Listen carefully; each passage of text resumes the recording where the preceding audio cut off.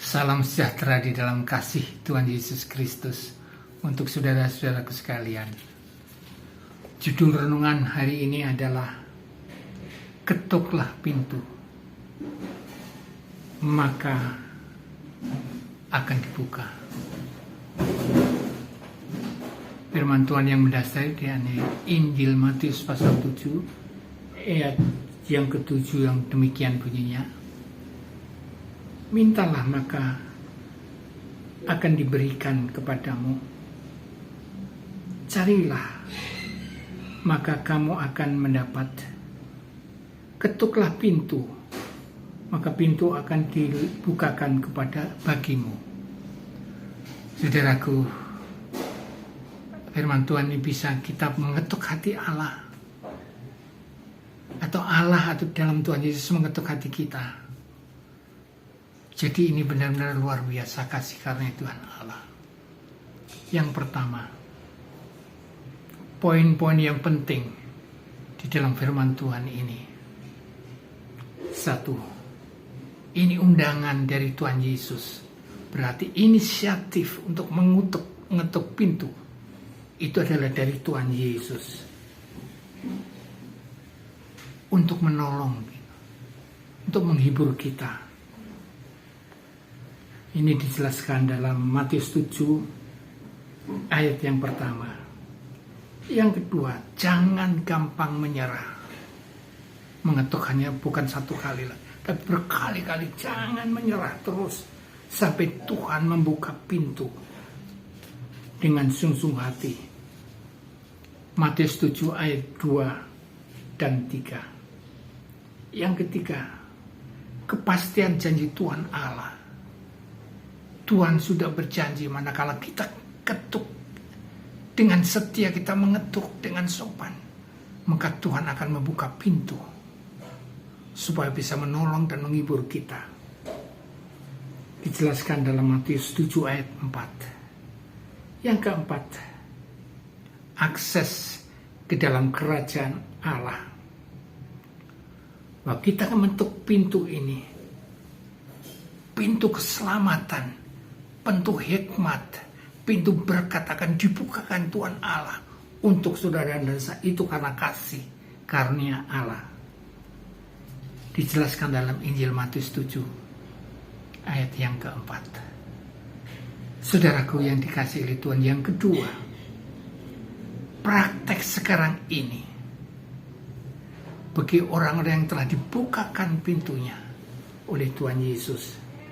Satu, dia selalu mengucap syukur atas kasih karunia Tuhan yang berkenan membuka pintu bagi kita untuk kita bisa masuk di dalam Allah. Kolose 4 ayat 2. Yang kedua, praktek nyata bagi orang lain. Kalau Tuhan telah membuka pintu hati kita, tentunya kita harus membuka pintu kepada orang lain. Kita bisa membukakan pintu bagi orang supaya Tuhan Yesus masuk. Berarti kita sebagai saluran berkat. Dijelaskan Matius 10 ayat 8b. Praktek yang ketiga, kelola kesetiaan itu. Praktekkan kesetiaan dengan kerja keras.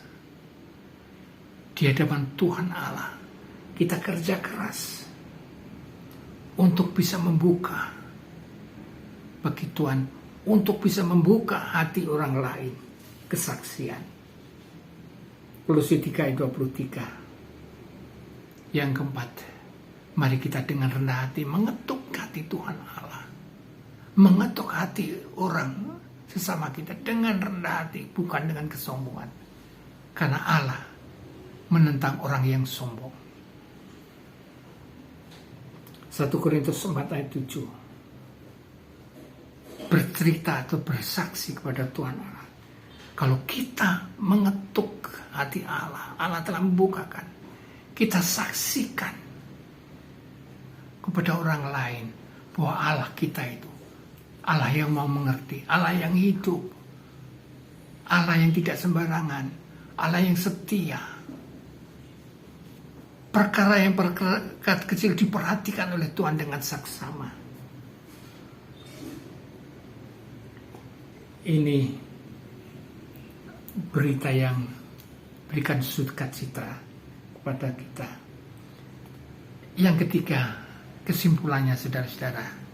Yang pertama, undangan ini adalah inisiatif dari Tuhan Yesus untuk setiap orang yang percaya kepadanya.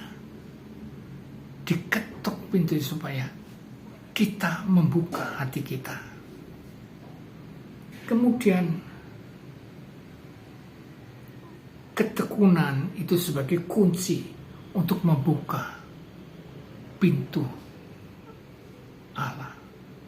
Jadi kita setia dengan santun kita mengetuk terus sampai dengan pintu kerajaan Allah terbuka. Yang ketiga, identitas sebagai keluarga Allah. Kita mengetuk pintu bukan sebagai orang lain, tapi identitas kita sebagai anak Allah,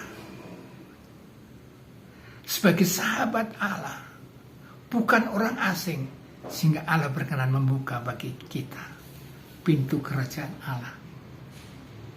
Kesimpulan yang keempat, kepastian dan jawaban yang pasti bahwa manakala kita mengetuk, pasti Tuhan memperhatikan.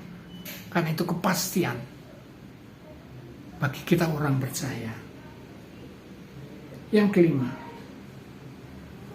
pintu yang dimaksud adalah pintu keselamatan, pintu berkat, pintu hikmat.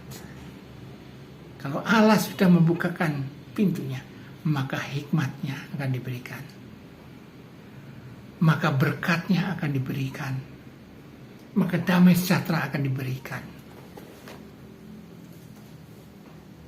Saya akan terus berdoa untuk Bapak Ibu sekalian, saudara-saudara sekalian, supaya saudara bisa terus mengetuk pintu kerajaan Allah, pintu Tuhan Yesus supaya dibukakan untuk saudara.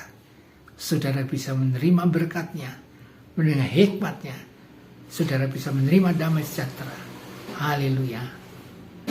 Amin.